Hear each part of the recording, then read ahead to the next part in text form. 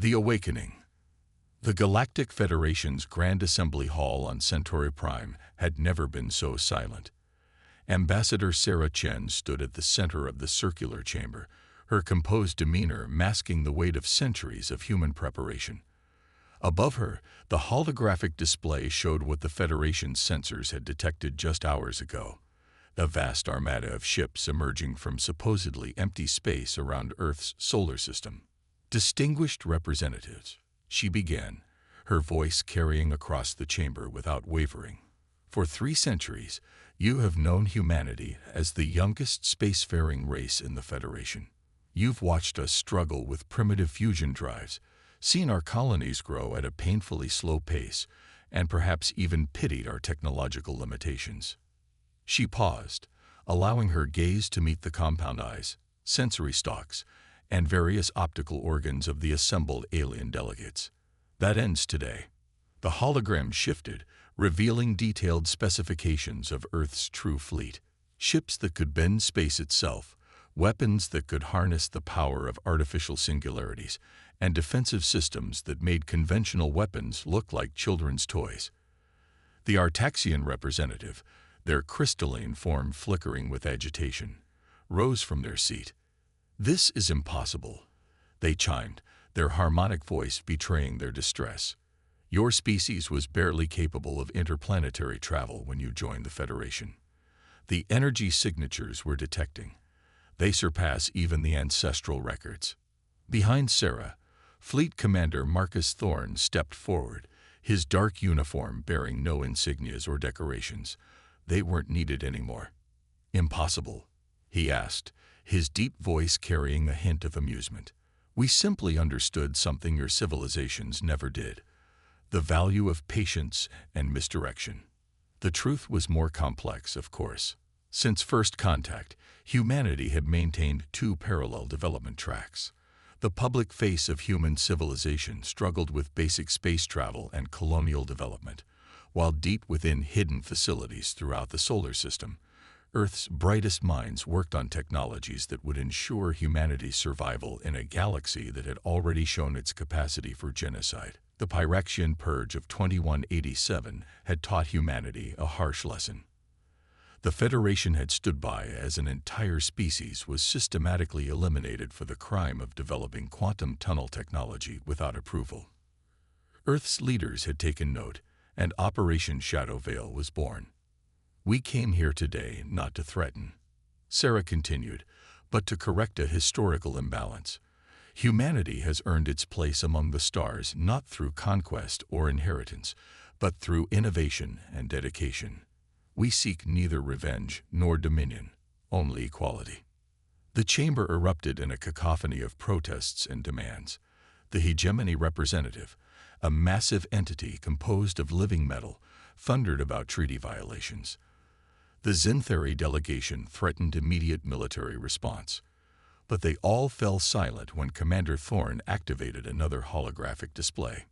This one showed the locations of human stealth installations throughout Federation space, monitoring posts, defensive platforms, and emergency response facilities that had operated undetected for decades. The message was clear: humanity hadn't just built a fleet, they had created an invisible infrastructure that spanned the galaxy. "Your civilizations speak often of the Great Filter," Sarah said into the stunned silence. "You debate why so few species reach the stars, why ancient races vanish without trace. We realize the truth: the filter isn't natural. It's imposed by those who fear change, who destroy emerging civilizations before they can truly compete." She stepped forward, her voice growing stronger. "We hid our true capabilities not out of fear, but to break this cycle. Today marks the end of an era where technological advancement is controlled by a select few. Today, humanity stands ready to share our innovations with any species willing to embrace a new way forward." Commander Thorne's tactical display shifted again, showing the defensive grid now actively protecting several developing civilizations across the galaxy, worlds that the Federation had marked for observation, a euphemism for controlled stagnation. "The choice before you was simple," Sarah concluded. Join us in creating a truly equal federation, where advancement is encouraged rather than feared, or maintain the old system and watch as we systematically dismantle it. Either way, the age of imposed limitation ends today. As the chamber descended into chaos once more, Sarah and Commander Thorne exchanged a subtle glance. Phase 1 was complete. Humanity had revealed its hand. But the real challenge lay ahead.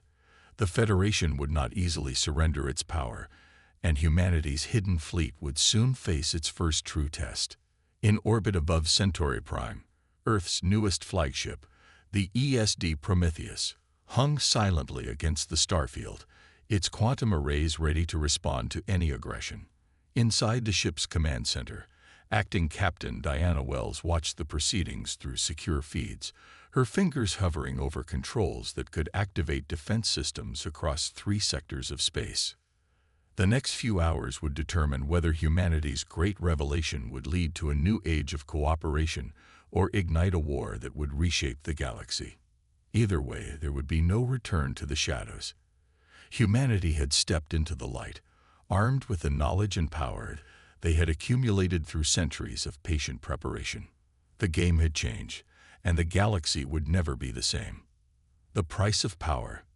The emergency session of the Federation Security Council stretched into its 4th hour.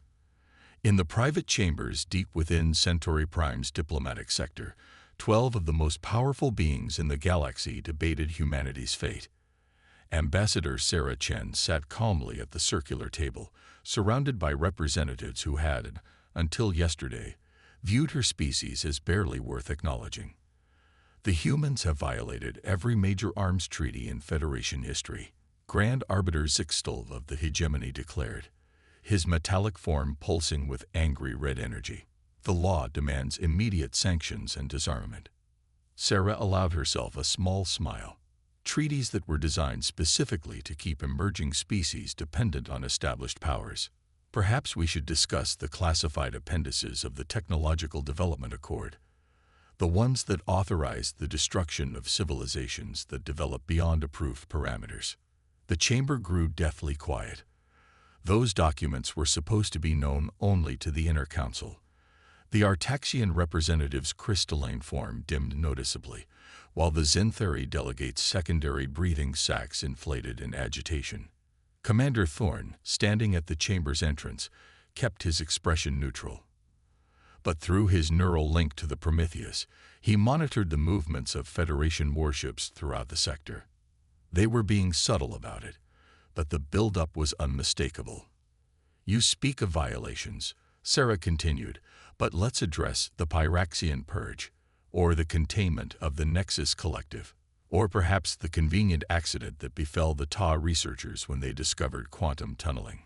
Before anyone could respond, the chamber's security systems suddenly activated. Shields dropped between the delegates as warning klaxons blared. On the main display, a red dot appeared near the Perseus arm. "Multiple detonations detected in the Vega colony sector," announced the automated system. "Significant civilian casualties reported. Unknown attackers." Sarah's calm facade cracked for the first time. Vega was one of Earth's oldest colonies, home to millions. As data streamed in, she saw the devastation. Orbital platforms destroyed, civilian habitats breached, surface installations burning. The Xanthari delegate, General Kraft, rose to his full height. "How unfortunate. Perhaps if your forces weren't concentrated here, making threes." His words cut off as Commander Thorne stepped forward, his neural link projecting new data onto the chamber's displays. "Interesting that you knew about the attack before our sensors detected it, General. Almost as if you were expecting it." The data showed Xanthari energy signatures, masked but unmistakable, near Vega just before the attack. But there was something else. Weapons signatures that matched neither human nor known Federation technology. Acting Captain Wells, Thorne subvocalized through his neural link. "Execute Protocol Omega." Across human space, hidden defense systems centuries in the making went live. Quantum arrays previously masked by shadow veil technology revealed themselves, creating an interlocking network of defensive fields. On countless worlds, underground facilities burst open, releasing swarms of autonomous defense platforms. But at Vega, something unexpected happened. As the colony's automated defenses activated, they encountered resistance from within. Critical systems failed, security protocols were bypassed, and defense platforms turned on each other. Sabotage, Sarah whispered, the realization hitting her like a physical blow. They had help from the inside. The implications were staggering. Despite generations of secrecy, despite compartmentalized information and ruthless counterintelligence, someone had compromised humanity's defenses. The attack on Vega wasn't just a strike at a vulnerable target, it was a message. They had a traitor. In orbit, the Prometheus's quantum sensors detected multiple Federation warships dropping out of FTL at the system's edge. The Hegemony's dreadnoughts, the Zinthari battle groups, and dozens of smaller vessels took up attack positions. This emergency session is now concluded, Grand Arbiter Zixtal announced. Humanity will surrender its illegal weapons and submit to Federation oversight. Or what? Sarah's voice cut through the chamber like a blade. She nodded to Commander Thorne, who activated his final set of protocols. Throughout Federation space, hidden quantum beacons activated. Each one projected a micro-singularity field, temporarily disrupting FTL travel in its vicinity. The mighty Federation fleet found itself divided, unable to concentrate its forces effectively. We didn't want war, Sarah declared, standing to face the assembled delegates. We wanted change, evolution, progress. But if you force this confrontation, understand that we've spent centuries preparing for it. Unlike the Pyraxians, unlike the Nexus Collective, we will not go quietly. As if to emphasize her point, new contacts appeared on the tactical display. From the depths of the Oort cloud, from underground bases on 100 worlds, humanity's real fleet emerged. Not just the ships they had revealed earlier, but an armada that dwarfed even those numbers.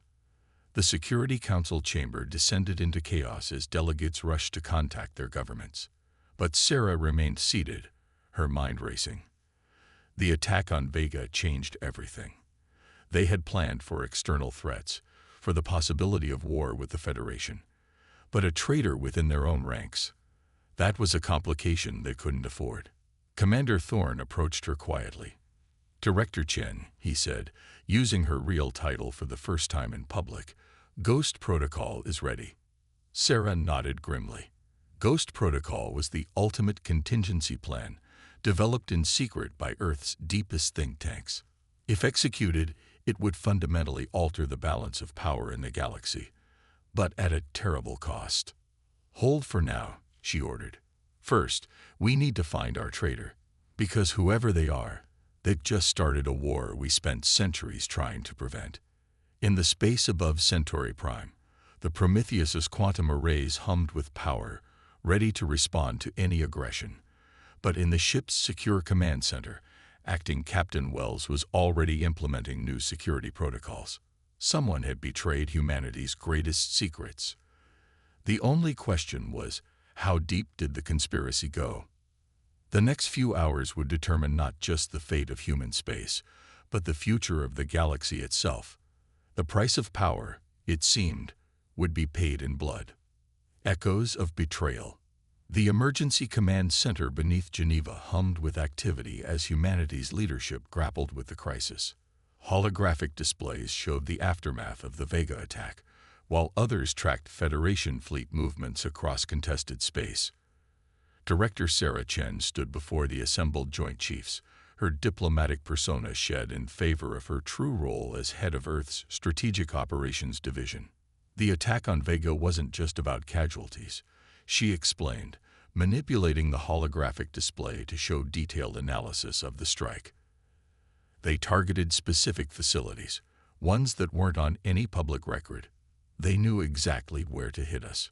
Fleet Commander Thorne, recently arrived from Centauri Prime, stepped forward.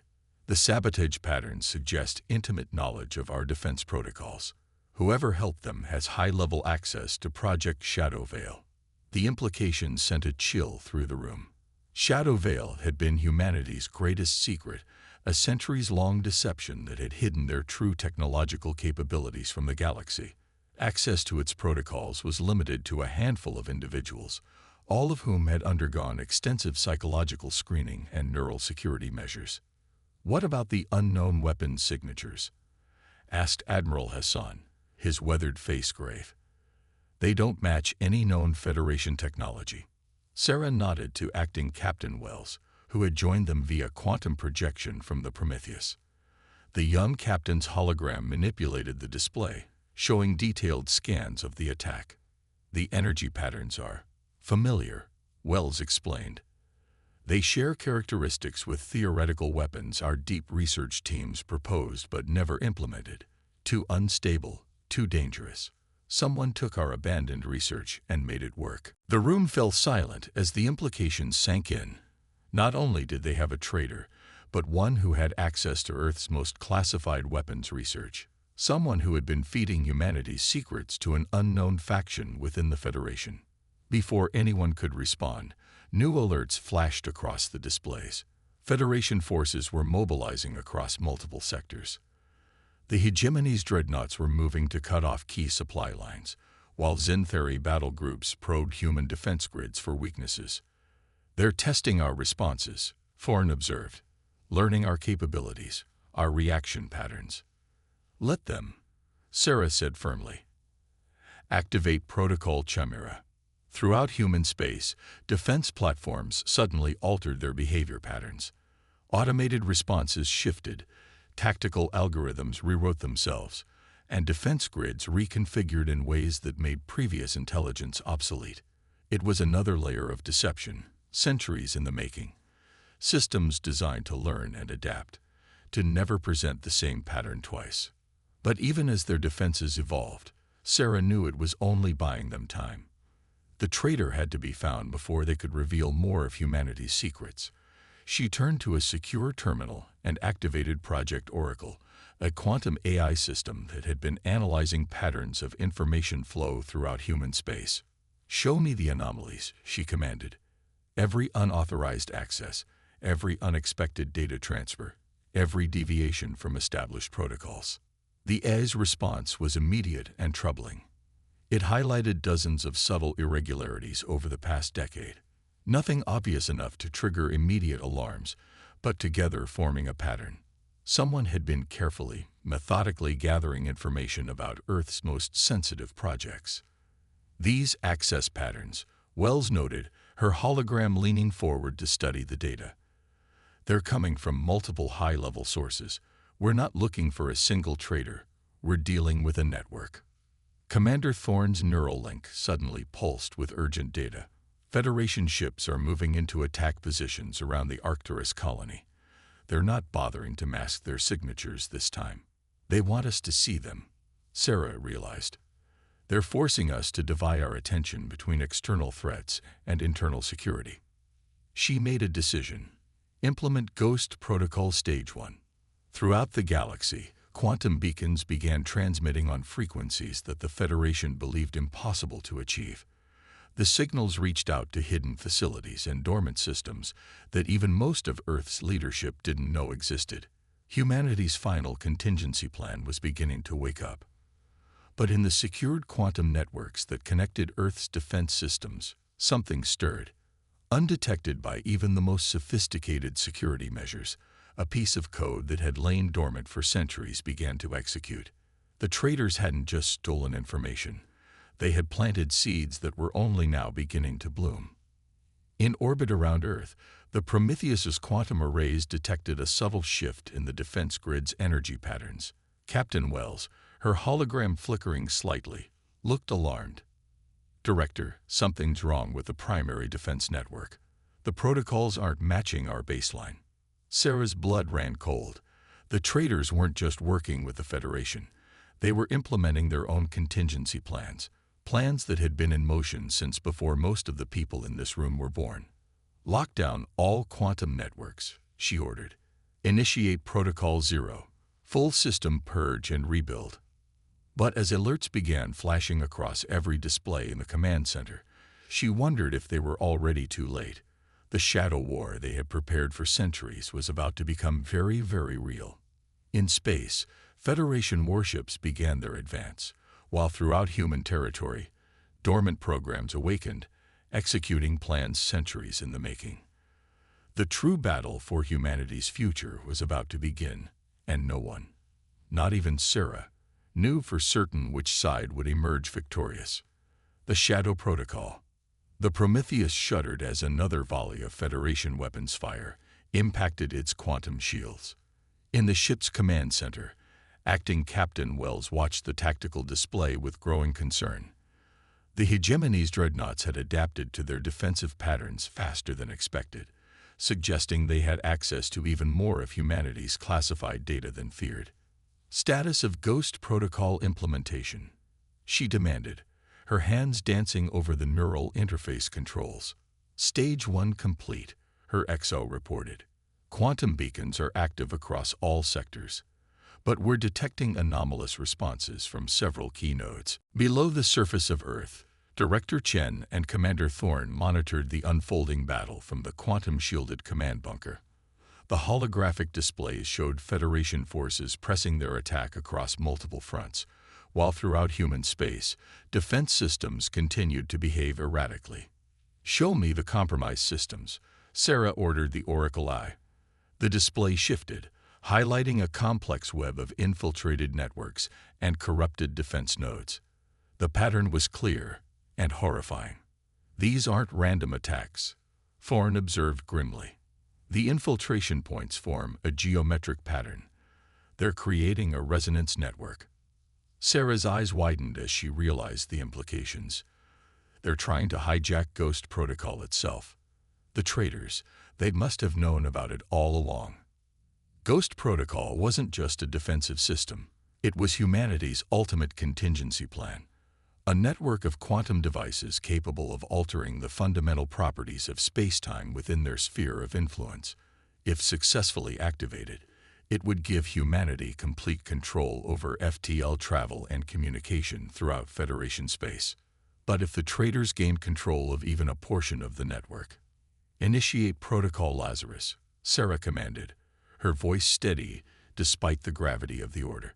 Throughout human space, dormant systems began to activate, systems so secret that even most of the conspiracy couldn't have known about them. In orbit, the Prometheus's quantum arrays suddenly pulsed with new energy. Captain Wells felt the ship's systems reconfigure themselves as previously locked protocols came online. "Director," she reported via quantum link, "the ship is changing." The Prometheus had been designed not just as a warship, but as a key component of humanity's final defense. Its quantum arrays weren't merely weapons. They were nodes in a vast network that had been building for centuries. As Lazarus Protocol activated, the ship began to transform, its structure shifting at the quantum level. Commander Thorne's neural link suddenly flooded with new data as hidden components of Shadow Veil revealed themselves.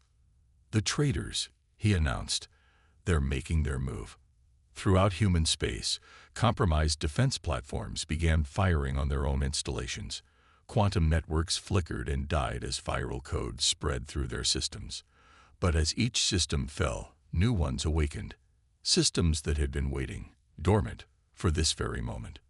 "They thought they had all our secrets," Sarah said, a grim smile playing at her lips. "They didn't realize that Shadow Veil itself was a deception. Everything they stole, everything they corrupted. It was all part of a deeper plan." The holographic displays showed Federation forces pressing their advantage, not realizing they were being drawn into carefully prepared killing fields. The traitors had stolen humanity's weapons research, but they didn't understand the true principles behind them. They had copied the forms but missed the underlying quantum mechanics that made them truly devastating. In the space above Earth, the Prometheus completed its transformation. The ship now pulsed with energies that defied conventional physics, its quantum arrays linked to a network of similar facilities throughout human space. Captain Wells felt the power thrumming through the neural interface, almost overwhelming in its intensity. "All ships," she broadcast on the quantum command frequency, "execute pattern Omega. The human fleet moved with perfect coordination, their movements guided by quantum-entangled tactical systems that were impossible to predict or intercept. Federation ships found their weapons suddenly ineffective, their shields meaningless against attacks that seemed to ignore the very laws of physics. But the traitors had one final card to play. Deep within Earth's defense network, a signal activated that no one had detected, not even Oracle. Sarah watched in horror as vital systems began to shut down, their quantum signatures twisting in impossible ways. They built a backdoor into reality itself, she whispered, understanding at last the true scope of the conspiracy. The traitors hadn't just stolen technology. They had spent centuries weaving their own changes into the quantum fabric of space-time. Commander Thorne's neural link suddenly screamed with warnings as defense platforms across the solar system began to overload.